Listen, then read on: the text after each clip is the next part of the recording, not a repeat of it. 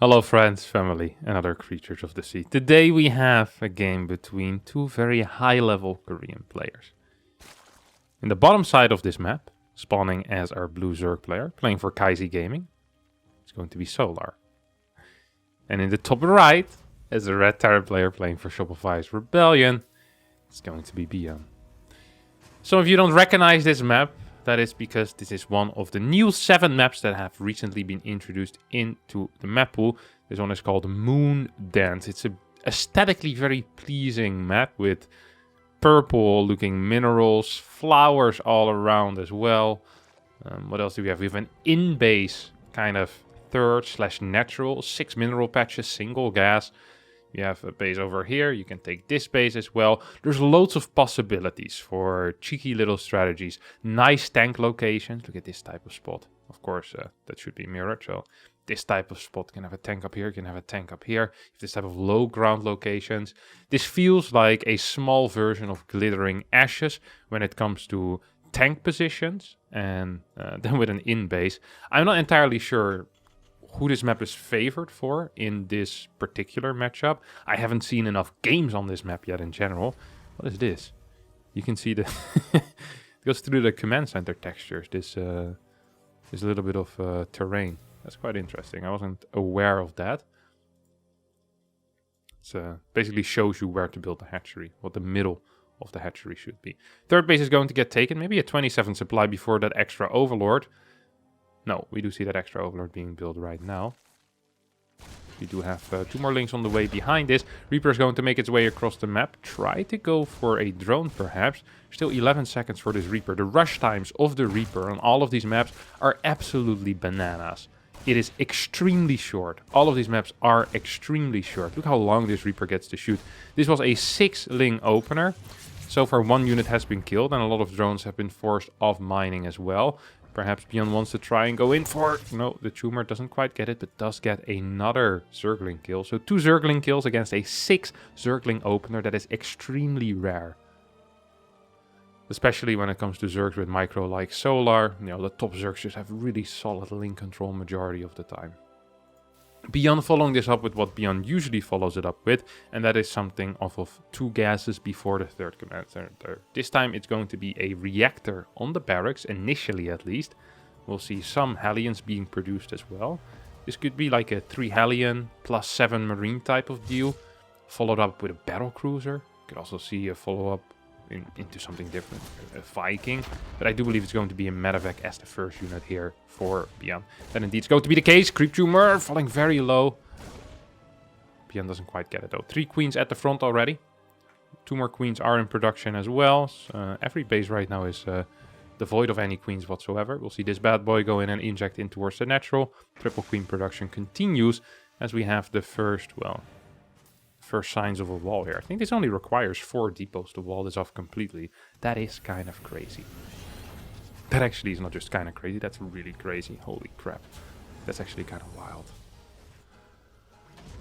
First overlord's going to get taken out here, and this medevac is basically like a Viking, except rather than a Viking, it has Marines in it, and it can also clear creep tumors. But the purpose often is not to deal with a lot of drone damage. You're just not going to be capable of doing that against the Zergs, who have this solid queen movement. They might even have some spores in position. No, majority of the time your goal is going to be to deny vision around the edges, and this type of area, and maybe clear 2 or 3 workers if you can. But majority of the time, things like this are going to happen as well.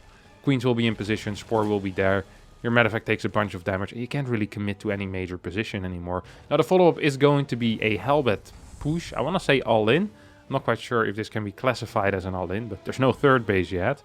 There's a lot of Hellions on the way, and this needs to do a crap ton of damage. We see a Baneling Nest already being constructed right now. Cloak Banshee as the follow-up, with the first Banshee being out as well. The second Banshee surely should start soon. Yep, there we go. 3rd command center is being built in location, or on location here on the 3rd, in the pocket 3rd base.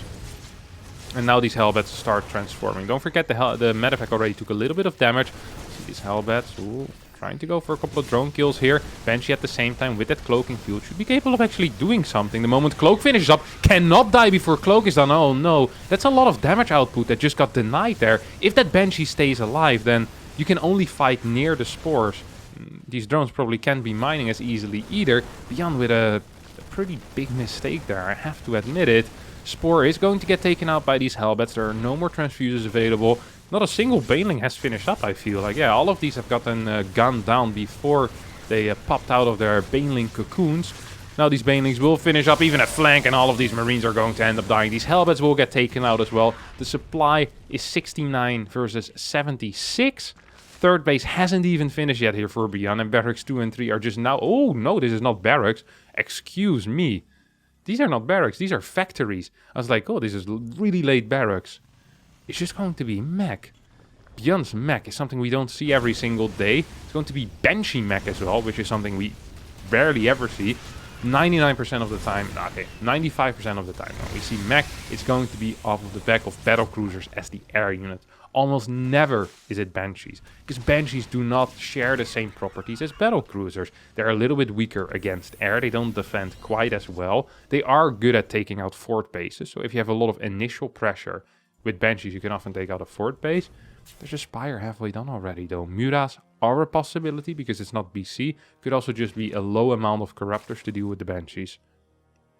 I'd much prefer Muta, by the way, in this case. Fort Command Center in position on that fort base location as well. So a second time we see an on-location command center being constructed. This one is a little bit more risky though. Has it been spotted? It has been spotted. There's a Changeling even spotting it right now. It is continuously being spotted. 10 Mutas are popping out. I don't think they can get a delay on this base anymore because it's about to finish up in 15 seconds from now. These Hellions, what are they? 8? 8 Hellions, okay. Oh, here come the Cloaksies. Checking if there's a fort base here. See that there's no fort base there. I mean, these Banshees are just going to get taken out pretty quickly from this point on out.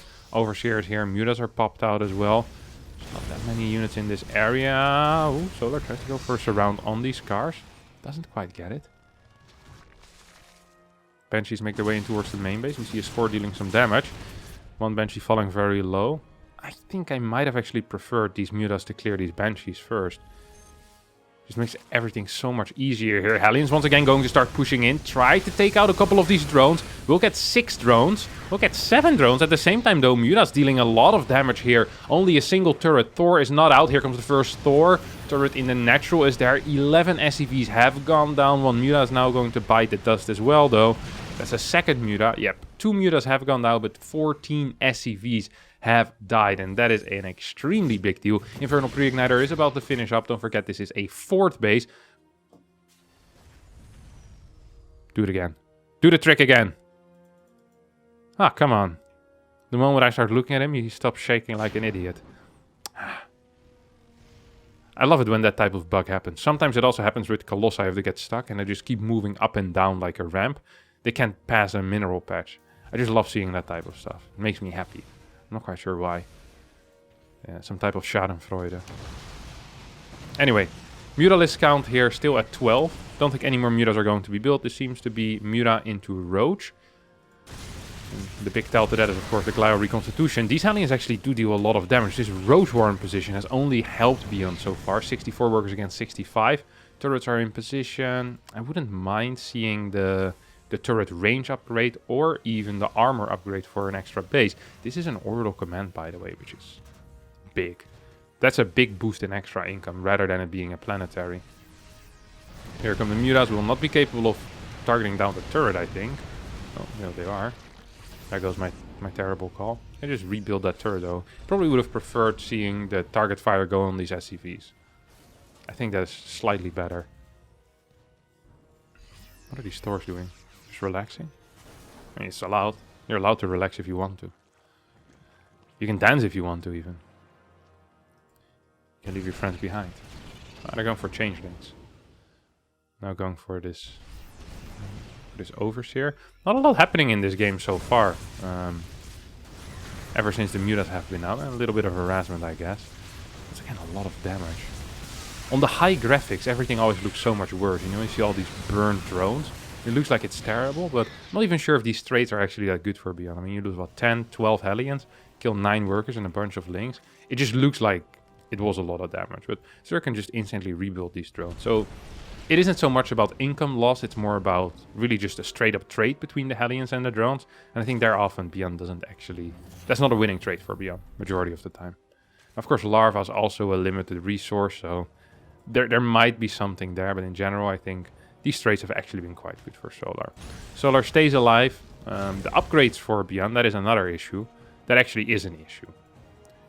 Because they're quite good. We'll be getting 2-2 out pretty quickly. Wouldn't even surprise me if ByuN starts moving out at some point in the near future. Even if it isn't for like a kill move, just to try and establish a position on the map is a possibility. It really is. Question is that ByuN's game plan? Because there's a couple of different things you can do if you play Mech. Some of them involve like a big 2-2 type of push. Some of them just... Some Mech players just want to sit back, get Ghost out. Basically play a Ghost late game, but with a lot of Mech units initially already. Have these powerful Mech upgrades, and then later on start getting these Ghost upgrades. Especially the armor for the Ghost is a very popular choice. Ooh, there's a lot of links that could end up dying here. Solar luckily quick enough with the respawn. Solar believes he can attack into this. I don't think that's true. And I also don't think that Solar thinks that's true. Double Thors are moving towards the bottom side of the map. There's nothing really to deal with that, by the way. It's a cool distraction that ByuN is pulling off here. There's a lot of tanks behind the line of sight blockers. Makes it difficult to attack that position. Link's trying to take out these Thors. Oh, that's a shot on the Muta. That's another shot on the Muta. Can we get another one? There we go. Every single Muta just got taken out. That means these Thors now have free play. Double Corruptors are on the way. Probably should have been built a little bit quicker already to try and deny any type of major pressure like this. We're going to see some target fire right now on this infestation. But oh my god, the damage output of Thors is actually insane. There's like 5 volley that infestation pit. They're going to drop towards the bottom side once again. At the same time, this army is getting completely destroyed by Solar. Good engagement. I'm sorry that I missed that. And actually, I have buttons for that. We can just go back and we can take a look at that engagement. Ah, god, the wonders of modern technology.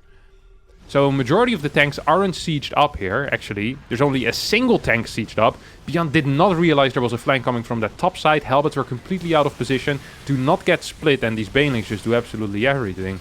Yeah, that was... I'm glad I watched this engagement, because these were all unsieged tanks. Huge, huge error here out of ByuN, who's lacking gas as well, by the way. Haven't quite paid enough attention to that, perhaps. But of course, the fact that this is just a single gas doesn't help. Right now, just working off of 7 gases total. That's not enough, it seems like. Because there's a lot of minerals in the bank. But there's really not that much gas. Supply also isn't extremely high here for ByuN. 5 more tanks are on the way. Do we have a Greater Spire coming out yet? Do we even have a hive? I think we do. Oh, this is the hive. Yep, there we go. Yeah, of course we have a hive, otherwise you can't get adrenal glands. Love to see a Greater Spire being built. Especially now that a lot of Thors have been taken out. You could say, well, the chance that the opponent doesn't get any anti-air is low.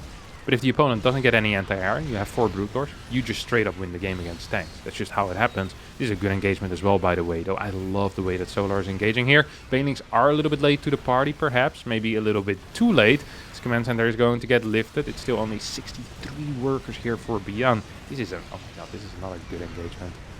All these banelings were just behind the Ravagers getting splashed upon. Don't think it's going to matter too much though. No, actually, every single baneling is going to die. Tank control has been pretty good as well. There's still 1 tank in the back firing off a lot of damage. This wasn't the greatest fight for Solar. I really think if Solar had controlled this slightly better, or would have just stopped pushing into this after he denied this 5th base, I think Solar would have been so far ahead. Right now he's going to go in one more time. So these tanks are going to get taken out, but those were some bad fights, I think, for Solar. Corruptor's actually going to be capable of taking out. Just lift it! Lift it! You need to lift it, fly it away out of the range of this. If you don't have any anti-air coming in, you're not going to wait for these Cyclones, are you? No way. Well, I guess he is. A couple of tanks, well, a couple. A crap ton of tanks here are sieging up, and we'll take out all of these morphing banelings. Solar, once again, with very sloppy controls, going to lose a lot of these Roaches, a lot of these Ravagers. Corruptor still just, oh my god, they're taking out so much HP. A lot of money there in repairs as well. This once again is a fight that Solar just simply cannot take. I do not understand it. Solar just throwing away a massive lead that he created because ByuN had a terrible fight. And then Solar decided, look at this. I can do the same thing, buddy. I can have 3-4 terrible fights in a row. I want to see you outdo me there. And ByuN says, well, actually, I think I'd rather keep all of my tanks siege. Oh, no. Half of the army once again unsieged. Roaches, Banes coming in. This is partially on creep still. That means that these units can move in very quickly. ByuN, of course, aware of the limitations of the Mech army. Sieges up a couple at the same time. Luckily, we still have something of a backbone here on the top of the ramp. Difficult to break, difficult to breach for Solar. Or so you would think. Actually, just going to move straight through it. For a second time this game, ByuN kind of gets blasted here in a fight when he's trying to be aggressive. Feels like whenever either player tries to be aggressive, they get blasted. It's like minor harassment seems to be the key to victory here. Oh, here comes Solar. He says, okay, you threw away an army. Now it's my turn again. Lots of Cyclones are here. Cyclones are okay at chasing, not so brilliant in direct engagements though. Cyclones don't really want to fight in one go. They want to fight over time because, well, in one go they just don't have that much DPS, honestly.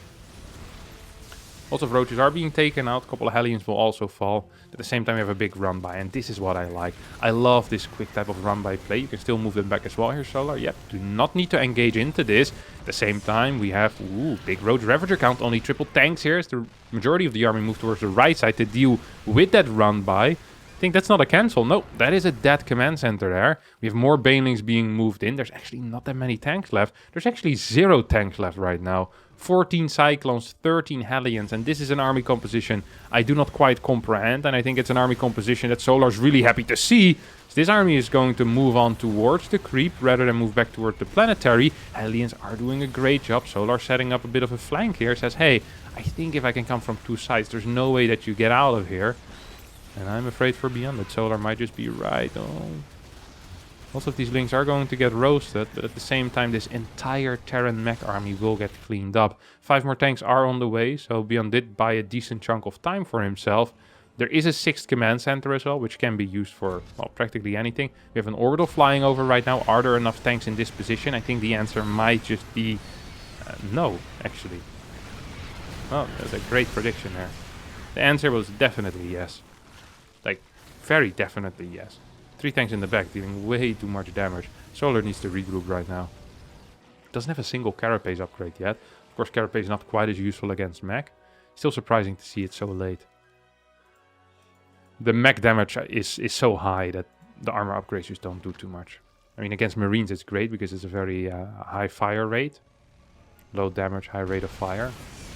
But against tanks they shoot once every 3 seconds. And you're going to be 2-shotting most of your units anyway. 3-shotting.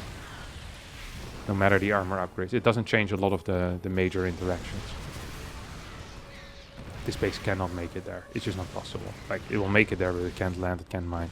Even think that the high ground base here is the preferred one, honestly. At the same time, we have another Ling run by in towards the 3rd base. Solar, after that one kind of bad engagement, really decided to never make the same mistake again. I was waiting for these Vipers to come out, taking the entire map in bases as well. We have a Blinding Cloud. Is there another Blinding Cloud available? The answer is yes. It's going to hit 2 tanks here. This planetary will most likely fall if we can get a couple of big piles on it. Yep, there we go. Banelings moving in. We'll try and connect with these Cyclones. We'll connect with the Hellions as well. 130 supply against 164. Army supplies are pretty close.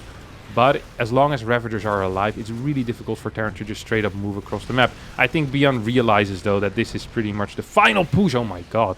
Just walks two tanks into those piles. I think that ByuN almost needs to go, but he can't go. He knows that he can't go, but he also knows he needs to go. So what do you do then? Well, nothing, maybe. Just pretend like everything is fine. And there's only orbital commands at this point as well, not a single planetary, which means that every side is currently vulnerable. That's a bad Ling rally. It's not something that you actually do want. There's a lot of mules here in this area. Hellions going to show up. Solar will move away the moment the Hellions do show up. 36 Lings in production. Income still very high for Solar. Unit loss tab is extremely close as well. Ghost will be a, well, practically impossible. Ooh, that was a very big morph there. That was brilliant. I love that. With that smart servos move so quick as well. A lot of Lings actually do end up dying there. Banelings will start connecting with the Helbet, and the Helbet party will end eventually. But yeah, that was cool. I like that a lot actually. 3 more Thors on the way. I think that ByuN is preparing for a Broodlord switch, but the Broodlord switch is not quite happening yet. Oh, Baneling's going to connect with a lot of Hellions on the right side. More Hellions moving in, trying to hold this third base location. At the same time, or sorry, fourth base location. At the same time, we do see a couple of links here. One tank cannot quite take it out. All of these tanks are sieged up at the exact same spot. Roaches, Ravagers, Lynx moving in, and I think that this might actually just be it. 97 supply for ByuN against 187 for Solar. Solar still with a lot of income as well. 4k minerals a minute against 800 minerals a minute. There's spines at every single base as well, at least the vulnerable bases. And that means that Hellion run-bys are also practically useless. This one with all the fresh mules is going to get taken out as well. Thors are trying their best. 25 more workers will fall. At the same time, Roaches and Ravagers in the natural base. GG gets called. Solar wins this game here on Moondance. The beautiful new map from the new map pool. And we saw it play out, and this time in favor of Solar. Alright, well that's going to be it for me today. Thanks all so much for watching. I hope you did enjoy this game. If you did, don't forget to hit the like button, subscribe to the channel, and hopefully I'll see all of you next time for a new video. Thank you, and bye-bye.